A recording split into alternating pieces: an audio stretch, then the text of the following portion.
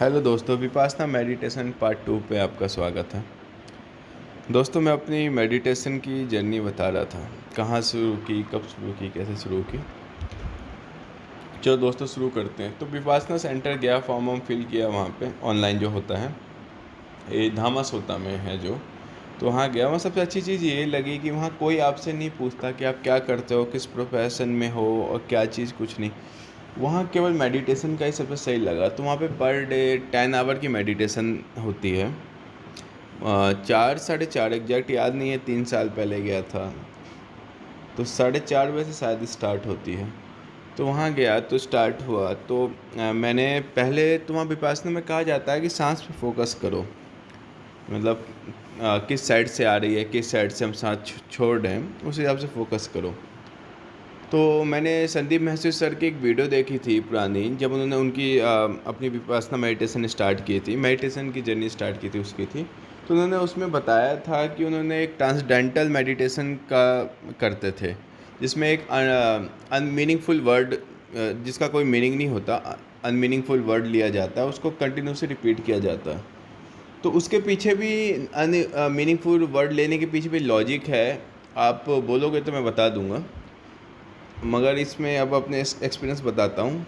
तो मैं उस वर्ड को बोलना चालू किया, तो वहाँ पे मैंने कंटिन्यूसली वो वर्ड बोलता रहा। फिर उसमें क्या है ना, वर्ड से फोकस जल्दी बन गया था मेरा। तो सांस में अपने आप ही एकदम कहाँ से आ रही है, कहाँ जा रही है, उसमें कंट्रोल भी होने लगा था। तो उसके बाद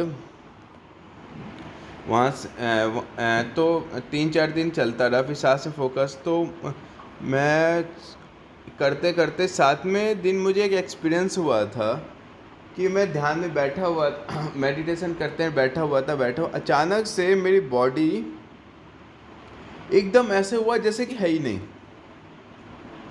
तो और फिर वहाँ पे एक आवाज़ आती है गुरु जी की, जो बोलते हैं कि मेडिटेशन करते रहो ये और वो।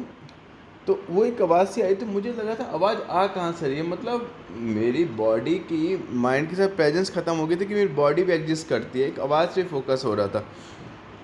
फिर ये ज़्यादा टाइम नहीं चला, 1-2 सेकंड 3 सेकंड चला होगा अराउंड, एग्जैक्ट मुझे याद नहीं है कितनी देर चला, मगर बहुत छोटा पीरियड था शायद।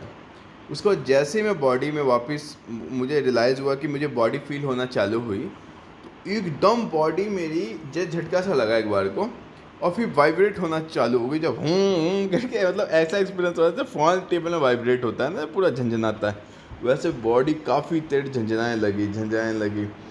और मेरा हार्ट का पोर्शन एग्जैक्ट मुझे फील हो रहा था कि कहाँ पे उसका है, और उसकी पंपिंग, मतलब शेप वगैरह हर चीज़ मुझे ऐसी लग रही थी कि बस।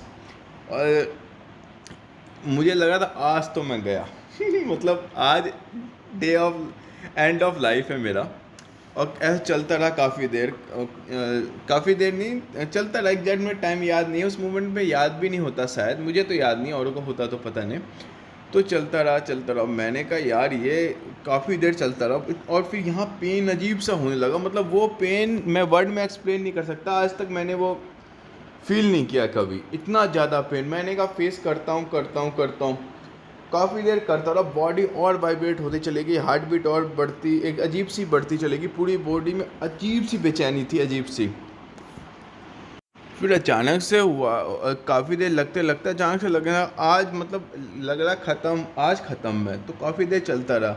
फिर मैंने कहा अब मेरे से सहा नहीं जाएगा, और उसके बाद एक ही दम आँख खोली, मैंने उठा, और सब मेडिटेशन कर रहे थे, मैं बाहर चला गया और बाहर जाके बैठ गया। तो मगर उसके बाद मैंने बॉडी अपनी जो फील की, तो एकदम हल्की, मतलब यार एक अजीब सा, मैं हाथ यूँ करके घुमा रहा, तो लग नहीं रहा था कि मेरी बॉडी है वहाँ पे।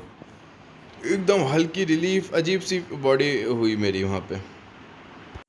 तो फिर वहाँ बाहर जाके बैठा, और उसके बाद थोड़ी बॉडी ढीली रही, फिर आके बैठा। तो फिर दोबारा वो चीज़ का एक्सपीरियंस तो मुझे नहीं हुआ, मगर इतनी फोकस में रह पाया उसके बाद में उतना। तो फिर गुरुजी के पास बैठा था, तो उन्होंने कहा, मैंने एक्सपीरियंस बताया कि सर ऐसा ऐसा हुआ था। तो उन्होंने कहा कि आप भ्रम अवस्था तक पहुंच गए थे, तो आप उठना नहीं चाहिए था आपको। मैंने कहा सर वो इतना पेन मैं फेस ही नहीं कर पा रहा था। तो उसके बाद तो उससे पहले एक और चीज़, एक अजीब अजीब मन में क्या बोलते हैं थॉट आने लगते हैं। उस दिन मैंने ये रियलाइज़ किया कि माइंड आपके साथ खेलता कैसा है, लीड आपको कौन करता है, आपको उस टाइम पता चल जाएगा।